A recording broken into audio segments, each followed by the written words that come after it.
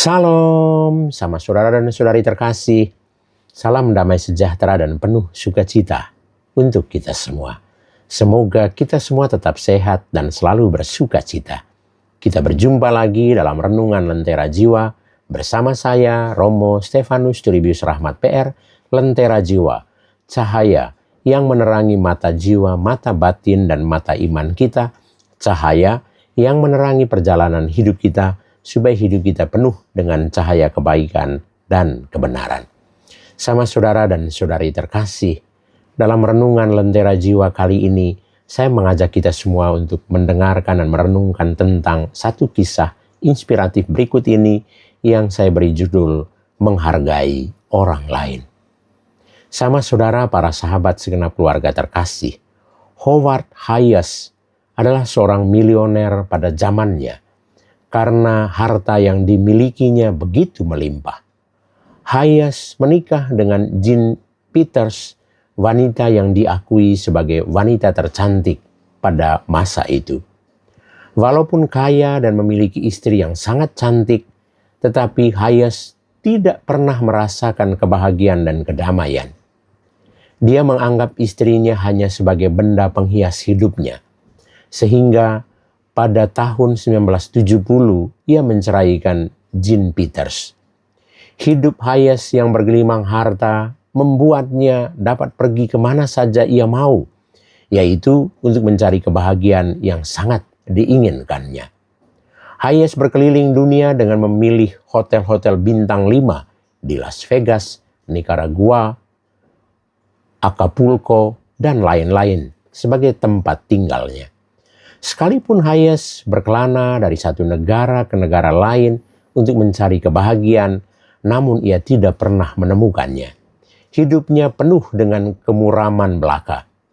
Di kemudian hari, kemuraman yang menyelimuti jiwanya membuat dia membiarkan rambutnya tumbuh panjang terurai hingga pinggang. Kuku tangan serta kakinya tidak lagi dipotong sampai akhirnya orang menganggapnya sakit jiwa. Mengapa Hayes menjadi orang yang aneh? Karena ia tidak mampu membangun hubungan yang baik dengan orang lain. Ia tidak memiliki kecerdasan emosional, kecerdasan spiritual. Hayes menganggap orang lain hanya sebagai objek yang dapat dimanfaatkan. Sebaliknya, orang yang berteman dengannya hanyalah orang yang bermotivasi untuk meraup profit keuntungan semata. Tentu saja hubungan yang dilandasi atas dasar yang demikian tidak akan pernah mendatangkan kebaikan, mendatangkan kebahagiaan. Sama saudara dan saudari para sahabat segenap keluarga terkasih, jika menginginkan orang lain menghargai dan menerima kita apa adanya, maka kitalah yang pertama harus menghargai dan berkeputusan untuk menerima orang lain apa adanya. Buanglah sikap yang menggurui dan bozi atau sok menjadi raja atas orang lain. Jauhi sikap menekan mereka yang ada di bawah kita, meskipun orang itu tidak memiliki pendidikan yang memadai. Kebahagiaan akan menyelimuti hari-hari hidup kita jika kita bisa membangun hubungan yang baik, yang harmonis, yang intim dengan semua orang. Surat Rasul Paulus kepada jemaat di Roma bab 15 ayat 7 menyadarkan kita semua bahwa sebab itu, terimalah satu akan yang lain sama seperti Kristus juga telah menerima kita untuk kemuliaan Allah. Karena itu terimalah orang lain sebagai saudara dengan segala kekurangan dan kelebihannya.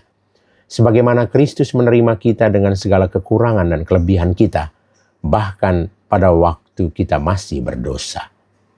Kita mohon rahmat dan berkat Tuhan Yesus, agar Tuhan memberkati kita semua, supaya kita bisa menghargai orang lain. Tuhan Yesus, terima kasih atas teladan dan penerimaan-Mu yang luar biasa terhadap kami.